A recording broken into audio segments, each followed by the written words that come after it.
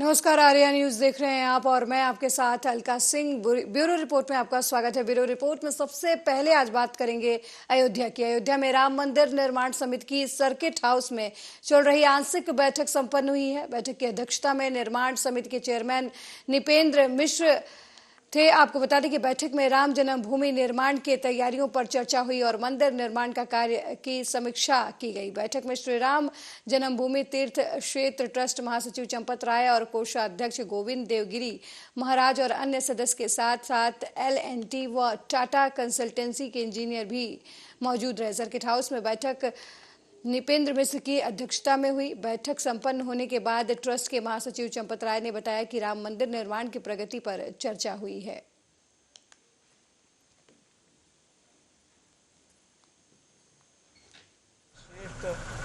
विशेषज्ञ जो मूर्ति कला के हैं वे इस समय यहाँ पर आहूत थे और भगवान रामलला का स्वरूप किस प्रकार का होना चाहिए, किस ऊंचाई की वो प्रतिमा बननी चाहिए और कैसे कैसे उसके सारे रंग रूप फीचर्स कैसे होने चाहिए, इन बातों की चर्चा हम लोगों की चली है। ये चर्चा अभी प्रवाह में है, निश्चित कुछ भी नहीं हुआ है, लेकिन हम चाहते ये हैं कि वह सर्वमान्य हो, उत्तम से उत्तम हो और सब लोगों की श्रद्धा उसके साथ जुड़ जाए। इस प्रकार भगवान का स्वरूप हम लोग वहाँ पर स्थापित करें। ऐसे मूर्तिकारों कोई कमेटी बनाई गई है? अभी कमेटी नहीं बनी है, लेकिन हमने उनको राम जन्मभूमि के ट्रस्ट बोर्ड की बैठक है कल, वो 3 बजे होगी शुरू, मणिराम दास छावनी में। 5 तारीख को मंदिर निर्माण समिति की बैठक है, वो कहाँ होगी ये कल तय करेंगे।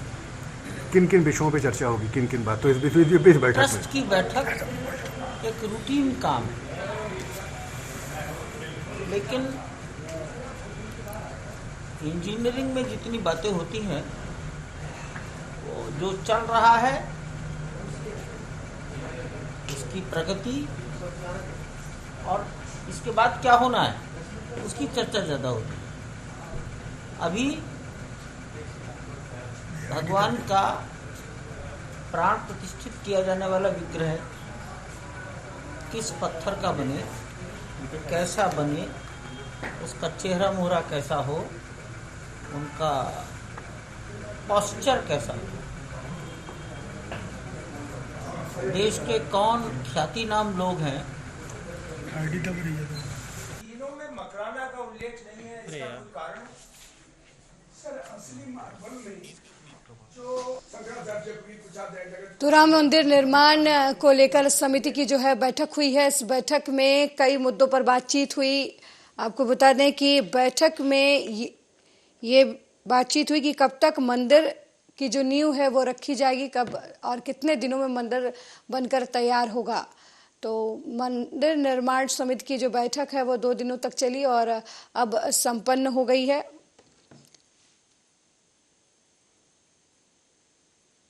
निपेंद्र मिश्रा की अध्यक्षता में ये बैठक हुई है। मंदिर निर्माण को लेकर कई पहलुओं पर बातचीत हुई है। मंदिर निर्माण की नींव से लेकर उसके कंप्लीट होने तक की बात पर चर्चाएं हुई हैं। इंजीनियर्स और कंपनी जो मंदिर निर्माण में सहयोग करेगी उसको लेकर भी बातचीत हुई है। हालांकि ये कहा गया है कि मंदिर निर्माण में कुल 1100 करोड़ रुपए का खर्च आएगा, जबकि ट्रस्ट में 100 करोड़ रुपए हैं। इसको लेकर जल्द ही फिर से मंदिर के लिए पैसा इकट्ठा करने की कवायद जो है वो शुरू की जाएगी। इसके लिए 60 करोड़ लोगों से संपर्क किया जाएगा।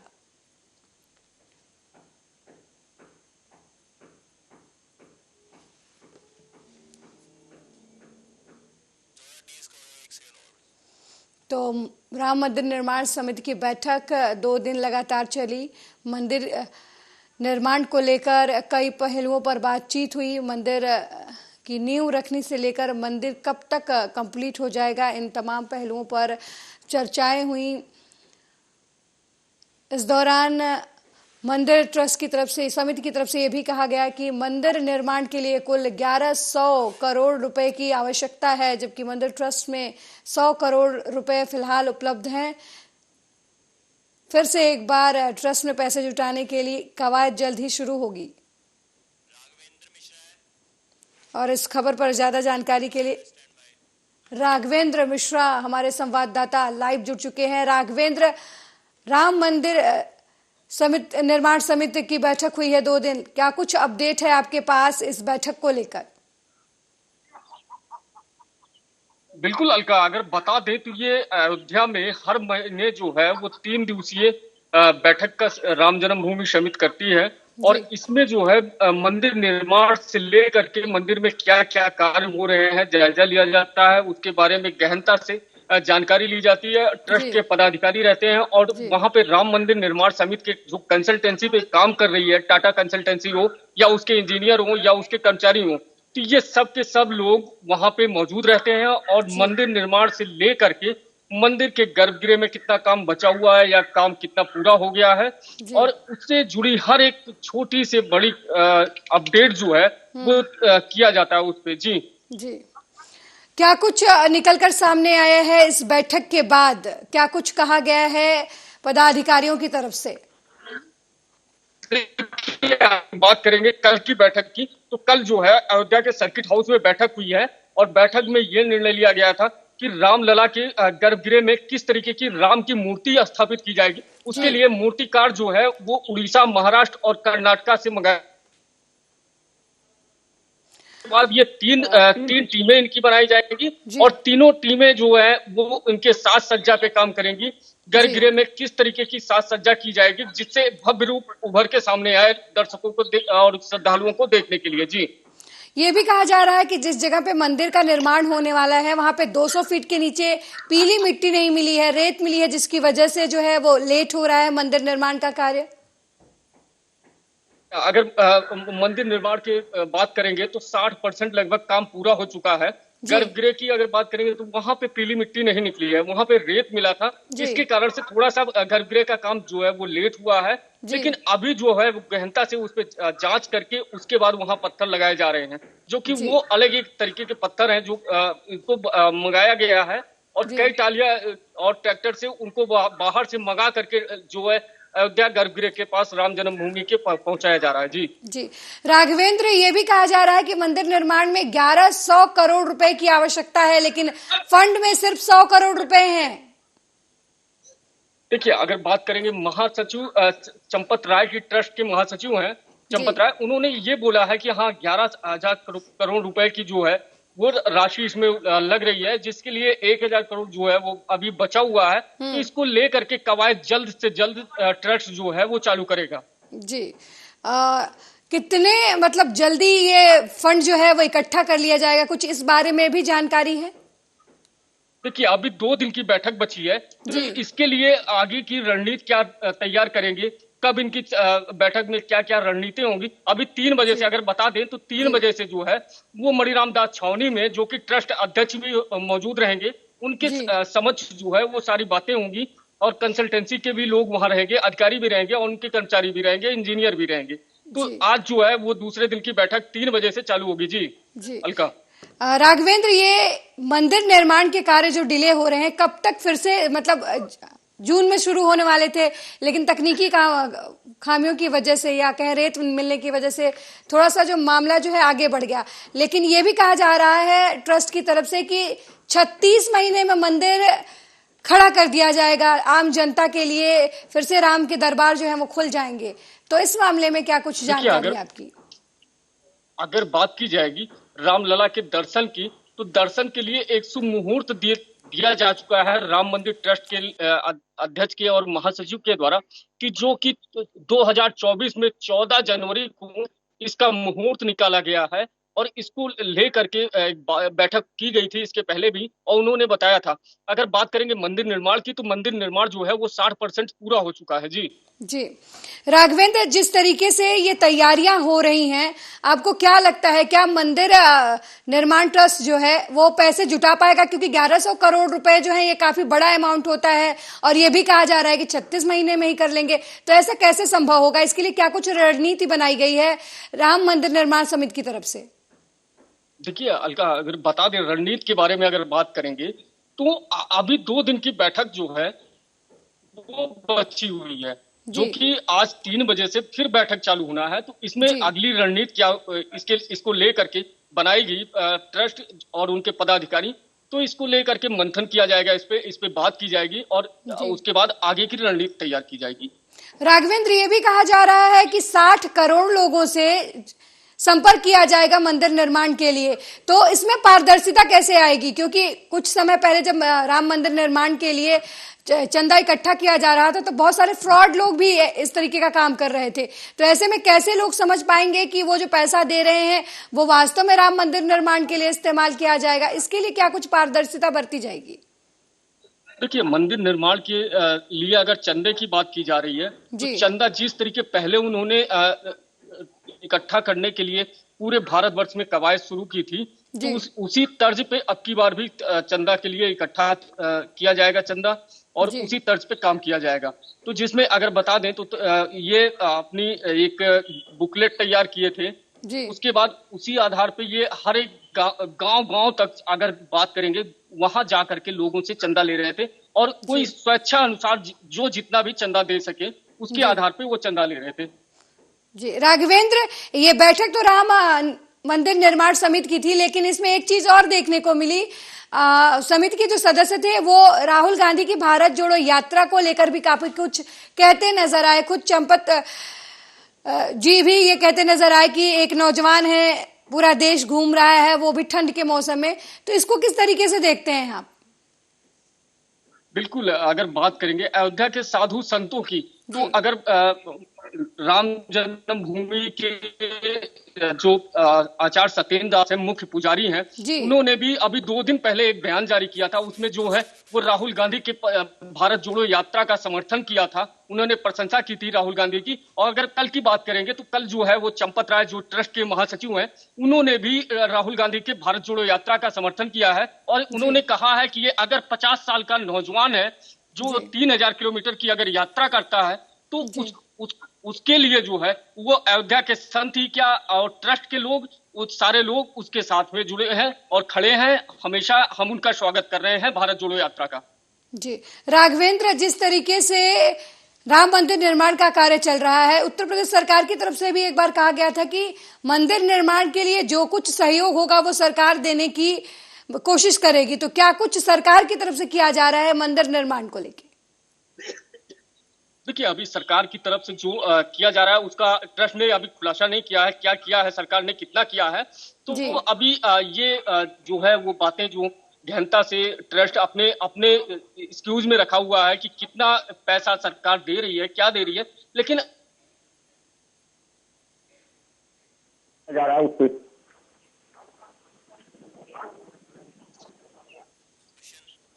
राघवेंद्र, अयोध्या में इस समय किस तरीके की तैयारियां चल रही है राम मंदिर को लेके? बाकी सब ये जो काम वो नींव डालने से उसके पहले तक की तैयारियां क्या है? ईंट को लेकर, पत्थर को लेकर, जो कारीगरी का काम अलग से किया जा रहा है उसको लेकर क्या कुछ चल रहा है? देखिए, अगर बात करेंगे टाटा कंसल्टेंसी की, तो टाटा कंसल्टेंसी में इंजीनियर से लेकर के और लोअर तबके के भी कर्मचारी वहां इकट्ठे हैं, जो कि नक्काशी के लिए अलग हैं, ये पत्थर लगाने के लिए अलग है, गर्भगृह में कौन सा पत्थर लग रहा है। तो ये सारे के सारे काम जो है वो एक डिवाइडेशन में बटे हुए हैं कि किसको क्या काम करना है, नक्काशी किसको करनी है, कितनी नक्काशी किस पत्थर में होगी, वो सारी चीजें जो है वो बैठक में शामिल होकर के, और वो चूंकि वहां पे इंजीनियर रहते हैं, ट्रस्ट के लोग भी रहते हैं, कौन से पत्थर पे कितना। बिल्कुल राघवेंद्र, नजर बनाए रखिएगा इस बैठक पर, क्योंकि बेहद अहम बैठक है ये राम मंदिर निर्माण समिति की। बहुत बहुत धन्यवाद अभी तक की जानकारी देने के लिए। तो राम मंदिर निर्माण समिति की बैठक जो है वो लगातार जारी है। मंदिर की तरफ से ये कहा गया है कि जमीन जो राम मंदिर की है, जहां पर मंदिर का निर्माण होने वाला है, वहां 200 फीट नीचे जो है वो रेत मिली है। इसकी वजह से थोड़ी सी तकनीकी की वजह से डिले हो गया है, और इसी की वजह से 7 महीने जो है वो मंदिर निर्माण का कार्य शुरू होने में जो देर हुई है। लेकिन मंदिर निर्माण की तरफ से ये कहा जा रहा है कि 36 से 39 महीनों में मंदिर जो है वो पूरी तरीके से तैयार कर दिया जाएगा। तो और निर्माण को लेकर भी बात हुई है कि मंदिर निर्माण में कुल 1100 करोड़ रुपए के खर्च आएंगे। हालांकि मंदिर निर्माण ट्रस्ट में अभी 100 करोड़ रुपए हैं। समिति की तरफ से यह भी कहा गया है कि चंदे के लिए फिर से कवायद शुरू की जाएगी और इसके लिए 60 करोड़ लोगों से संपर्क किया जाएगा।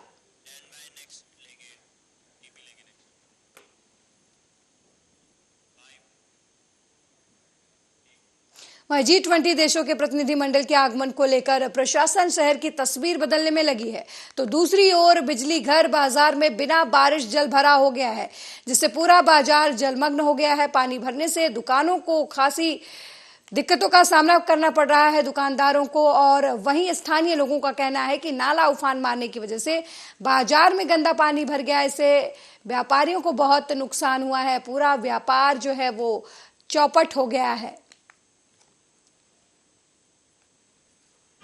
देखिए, इंद्र देवता तो बरसात का सीजन होता है तब बरसात करते हैं, लेकिन नगर निगम का जो हाल है, बिजलीघर शिवाजी मार्केट का क्षेत्र पूरा नरक बना हुआ है और बीमारी की आशंका, कोरोना का कहर जिस तरीके से डर पा रहा है, मुझे ऐसा नहीं लग रहा है कि कोई भयावह रूप हो जाए शिवाजी मार्केट बिजलीघर का। और लाखों लोग, गेट ऑफ इंडिया बोला जाता है बिजलीघर को, लाखों लोग वहाँ से निकलते हैं। जब एक आदमी कहाँ से कहाँ महामारी फैला सकता है, लाखों का क्या होगा। नगर आयुक्त कभी नहीं चेत रहे, नगर निगम कभी नहीं चेत रहा, मेयर कभी नहीं चेता। आप देख रहे हैं किस तरीके से इनकी मंशा समझ में नहीं आ रही है। नाले का बैग पानी, इसका मतलब खातों में आपने सफाइयाँ करी और नाला नरक बना हुआ है, पूरा बैग पानी आके बिना बारिश के। सबसे बड़ी बात तो देखिए, 1 सेकंड की बारिश थी और मुझे तो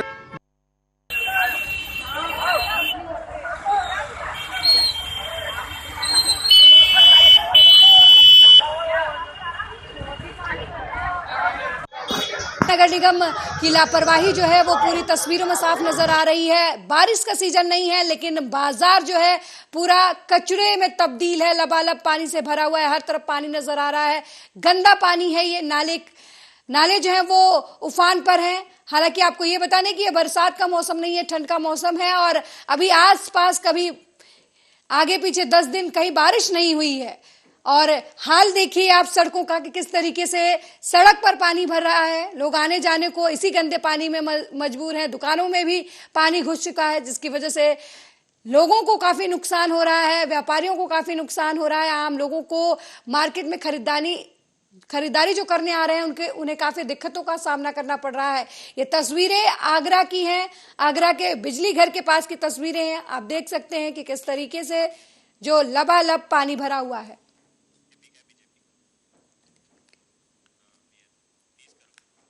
तो ये तस्वीरें जो हैं आप देख रहे हैं कि किस तरीके से आगरा में बारिश का मौसम नहीं है, लेकिन बरसात से भी बदतर हालात जो हैं वो नजर आ रहे हैं। आप सड़कों को देख लीजिए किस तरीके से पानी भरा हुआ है, वो भी गंदा पानी, और इसी पानी में लोग आने जाने को मजबूर हैं। आपको बता दें कि ये नाले का पानी है, नाले का पानी जो है वो ओवरफ्लो हो गया है और अब वो सड़कों पर आ गया है, जिसकी वजह से दुकानों में भी पानी चला गया है ये गंदा, और इसी गंदे पानी में लोग अपनी दुकान खोलने को मजबूर हैं। ग्राहक जो है इसी गंदे पानी में आकर अपने जरूरत के सामान खरीदते हुए नजर आ रहे हैं, लेकिन ये नजर नगर पालिका को आगरा के नजर नहीं आ रहा है। ये नजारा, जिस तरीके का माहौल है, इस पे कोई सुध नहीं ली जा रही है नगर पालिका की। नाले भरे पड़े हुए हैं, शहर का जो पानी है वो नालों से फ्लो करने की बजाय फ्लो करके सड़कों पर है, बाजार में है, लेकिन नगर निगम सोया हुआ नजर आ रहा है। ये तस्वीरें यही बयां करती हैं।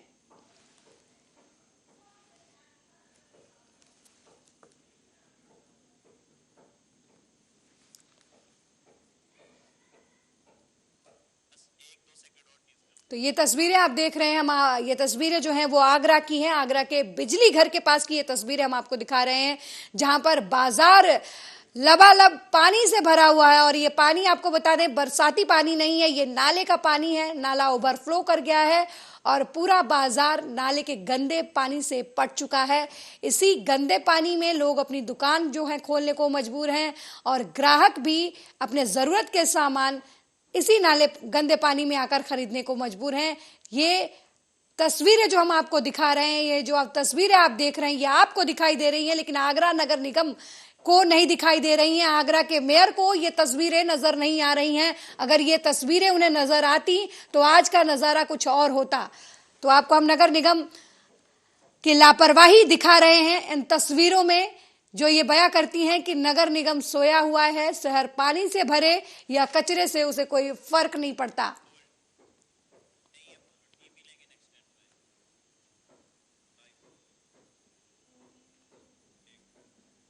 अगली खबर यूपी के रायबरेली से है, जहां पति पत्नी के बीच विवाद के बाद नाराज पत्नी ने 3 साल और 6 माह की 2 बेटियों को लेकर नहर में कूद गई। सूचना पर पहुंची पुलिस ने महिला के शव को बरामद कर लिया है। वहीं बच्चियों की तलाश में पुलिस अभी लगी हुई है। आपको बता दें कि शव बरामद किया है पुलिस ने महिला का और उसे पोस्टमार्टम के लिए भेज दिया है। पुलिस का कहना है कि पोस्टमार्टम रिपोर्ट आने के बाद ही उचित कार्रवाई की जाएगी।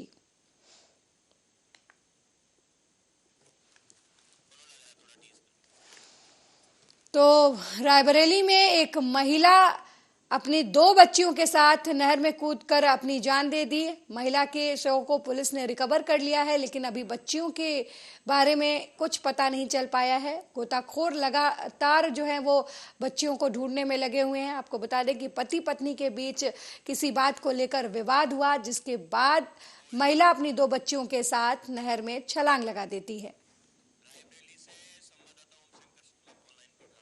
और इस खबर पर ज्यादा जानकारी के लिए फोन लाइन पर ओम शंकर शुक्ला हमारे संवाददाता रायबरेली से जुड़ गए हैं।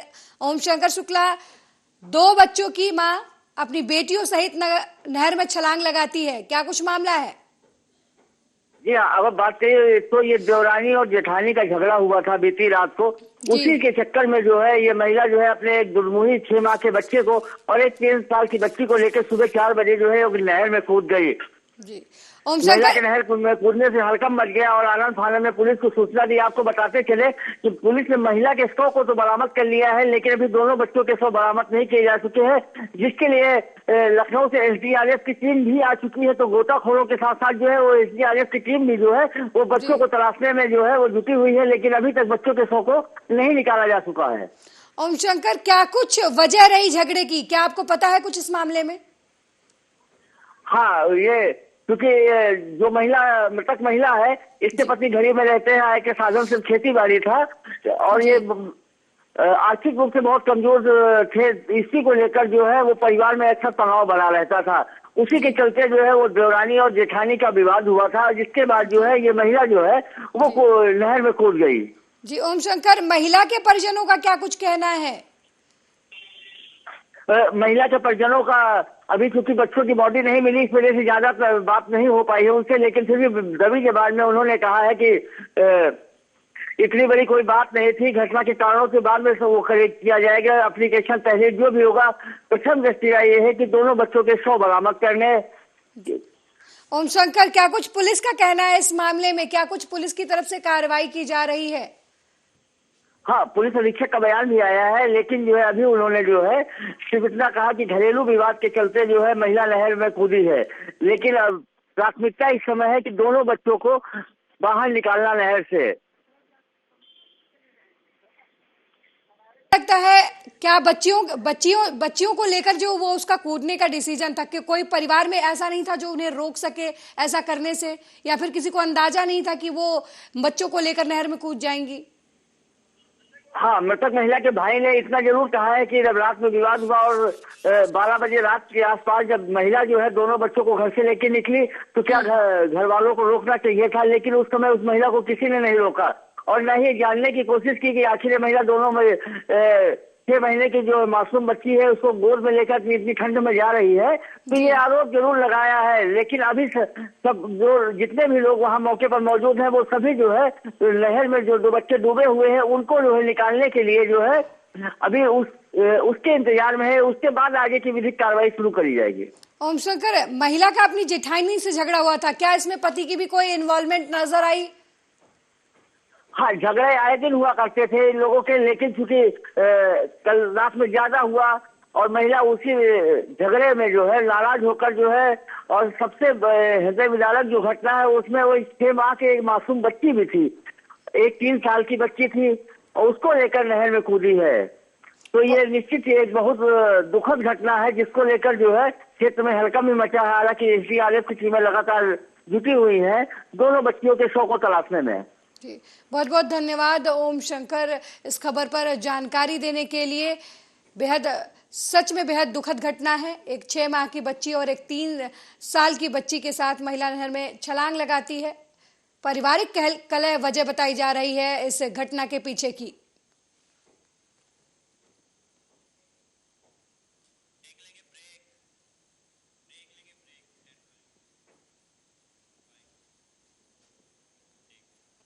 ब्यूरो रिपोर्ट में अभी हम कुछ और खबरों के बारे में बात करते हैं, लेकिन सबसे पहले एक वक्त है छोटे से ब्रेक का।